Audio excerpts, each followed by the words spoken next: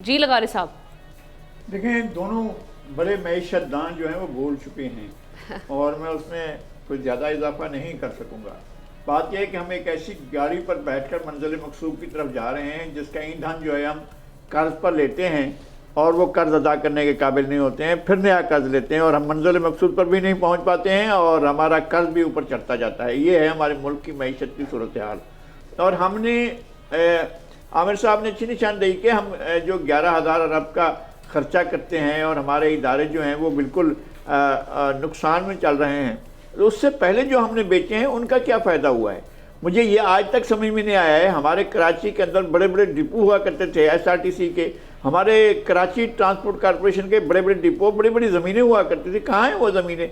करोड़ों नहीं अरबों रुपए की ज़मीनें थी, वो कहाँ हैं? खरबों की ज़मीनें थी, वो कहाँ चली गई हैं? मुझे स्टील मिल की मैंने बेशुमार जगहों पर उनके अपनी ज़मीनें थी जहाँ पर उनके वो खड़े होते थे, गाड़ियों के पूरे का पूरी खेप खड़ी होती थी, सैकड़ों गाड़ियाँ खड़ी होती थी, शहर भर में चलती थी। ना वो गाड़ियाँ रहीं ना वो ज़मीनें रही हैं जहाँ पर वो खड़े होते थे। उनके गैराज कहाँ गए? उनके वो सारे अरबों के खरबों के वो सारे के सारे अराजी ज़मीनें सारा कुछ जो है वो तो पहले ही खप गया है। अब बाकी जो कुछ भी होगा उसको भी औने तमाने दाम है। अब तक की अगर प्राइवेटाइजेशन की तहकीकात कराई जाए तो पाकिस्तान को खरबों रुपए का चूना लगाया गया है। सारी की सारी जो प्राइवेटाइजेशन हुई थी वो धोखा था, फ्रॉड था और वो सारे के सारे लूट मार थी, बेमुहाबा लूट मार थी, जिसके तहत पाकिस्तान को लूट कर ऐसे कर दिया गया। अच्छा, फिर ये है कि जहाँ पर आप पब्लिक सेक्टर की चीज़ों को आपने प्राइवेट सेक्टर में दिया है या आपने पार्टनरशिप पर दिया है या आपने मुनाफे के कोई शेयर करने के, वहाँ से आपको क्या मिल रहा है? अब तक कोई चीज़ आई है? आपके ख़जाने के अंदर बहुत सी चीज़ें आपने प्राइवेटाइज की थी जिसमें आपका पब्लिक का शेयर भी था, उनका हमें पता नहीं चल रहा है कि वहाँ पर क्या मिल रहा है। इसमें ट्रांसपेरेंसी अगर नहीं होती है तो फिर एक और बड़ी तबाही होगी, फिर आप खड़े होंगे। मैं समझता हूँ कि रीनिगोशिएट करना चाहिए आपको अपने कर्जदारों से भी और IPPs के साथ। हम कब तक ये इतने बड़े बोझ के नीचे दबे चले जाएंगे? हमारे यहाँ जब ये चली गई है इतने महंगी 69 के करीब चली गई है पर यूनिट बिजली, तो सही कह रहे हैं, कौन आएगा आपके पास वो इंडस्ट्री लगाने के लिए? कौन आपके यहाँ आएगा जब उसको एनर्जी हासिल नहीं होगी? जहाँ सुर्ख फीता हर चीज़ में रुकावट डालेगा तो फिर क्या करेंगे हम?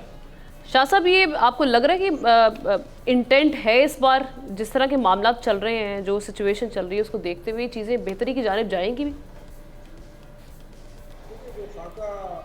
आमिर साहब और शाह साहब लगारी साहब ने पेश किया, लेकिन मैं उसको ज़्यादा सा उसमें थोड़ा सा रंग भरने की कोशिश करूँगा। बाकी तो तमाम बातें हुई हैं, लेकिन सोचने की बात यह है कि 23वां प्रोग्राम है और आज तक हमारी इकॉनमी मज़ीद डिजास्टर की तरफ जा रही है। रीज़न क्या है? हम जितने लोन ले रहे हैं उनके एक्सपेंडिचर्स क्या है, उनका फोकस क्या है, लगाते कहाँ हैं और क्यों हमें हर बार ज़रूरत पड़ती है कि हम IMF के पास जाएँ, वर्ल्ड बैंक के पास जाएँ या दोस्त ममालिक से जाके चंदे मांग के लाएँ या उनसे शॉर्ट टर्म जो है वो अपने अकाउंट में डिपॉजिट करवाएँ। जो अहम नुकता है वो यही है कि आपके नॉन डेवलपमेंटल एक्सपेंडिचर्स कितने हैं। क्या ये पैसा इसलिए आ रहा है कि आप अपने अशराफिया और जो पाकिस्तान के अंदर शाही ख़ानदान है उनके एक्सपेंडिचर्स पूरे करने के लिए, आपको सिस्टम रन करने के लिए? दूसरा देखें, एक इस दफ़ा जो ये एक्सटेंडेड फैसिलिटी है जो बार बार हम जिक्र करते रहे, वो तो आगे शायद पाकिस्तानी गवर्नमेंट दोबारा IMF के पास एक्सटेंड करने के लिए जाएगी 7 से 8 बिलियन डॉलर पे। लेकिन ये 1.1 बिलियन डॉलर वो तो जाहिर बात है कि मिल जाएंगे क्योंकि तमाम आदाब हमने हासिल कर लिए। लेकिन वो हमारे पास एक क्लाइमेट चेंज जो डिजास्टर का जो बार बार हम जिक्र करते हैं, वो एक फैसिलिटी है कि वो हमारे IMF के पास जाएँ और बड़े आसान शराइत पे वो कर्जा लेके आएँ। लेकिन वो कर्जा यूटिलाइज कहाँ? आप अगर अपनी ब्यूरोक्रेसी को देखें बार बार हम डिफेंस बजट की बात करते हैं और इसमें एक और आम नुकता, कल मैं एक जगह पढ़ रहा था, बजट में जिक्र भी हुआ कि इस दफ़ा इंडिया जो कि IMF के बोर्ड के ऊपर उसने बाकायदा खत लिखा है IMF को कि वो पाकिस्तान को लोन की फैसिलिटी की एक्सटेंशन लिंक करे कि ये पैसा जो है वो डिफेंस बजट के ऊपर यूज़ नहीं होगा। ये बड़ा अहम आगे मसाइल पाकिस्तान के लिए आएंगे।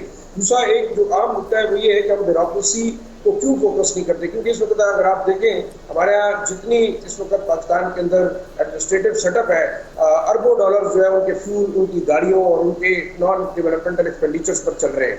IPPs की बात की शाह साहब ने तो $5 ट्रिलियन अपनी जगह पे जो आप बिजली दे रहे हैं, मुफ्त गैस दे रहे हैं लोगों को, उसके ऊपर क्यों कट नहीं है? और दूसरे देखिए बजट टाइटनिंग आपने करनी होगी, आपने अशराफिया के बजट को भी कट करना होगा। आप इन्फ्लेशन पे जा रहे हैं, आप आवाम पे मजीद बिजली के रेट बढ़ाएंगे, गैस के रेट बढ़ाएंगे, टैक्स लगाएंगे, लेकिन وہ پیسہ جو آ کے ان اشرافیہ اور بیوروکریسی اور جو ٹاپ ناچ ہے اس ملک کی، اگر وہ کھا رہے ہیں، ان کے بچے کھا رہے ہیں اور وہ ملک کی فیسلٹیز یوٹیلائز کر رہے ہیں، مفت کا پیٹرول پھونک رہے ہیں، تو میرے خیال میں ہمیں اس چیز کے اوپر بھی فوکس کرنا ہوگا. اور بے شک اگر ہم دیکھتے ہیں اگر ہمارے کچھ جو کہ ضروری نہیں ہے ان کو اگر کٹ کیا جائے تو اس میں کوئی بری بات تو نہیں ہے. شاید میرے خیال میں ہم اپنی اکنامک سروائیول کی طرف دیکھیں تو انڈیجنس ریسورسز ہمارے پاس کیا ہے، کیا ہم اپنے منرل ریسورسز کو دوبارہ یوٹیلائز کر کے اس حد تک اکنامک پراسپیرٹی حاصل کر سکتے ہیں کہ ہمیں نہ جانا پڑے.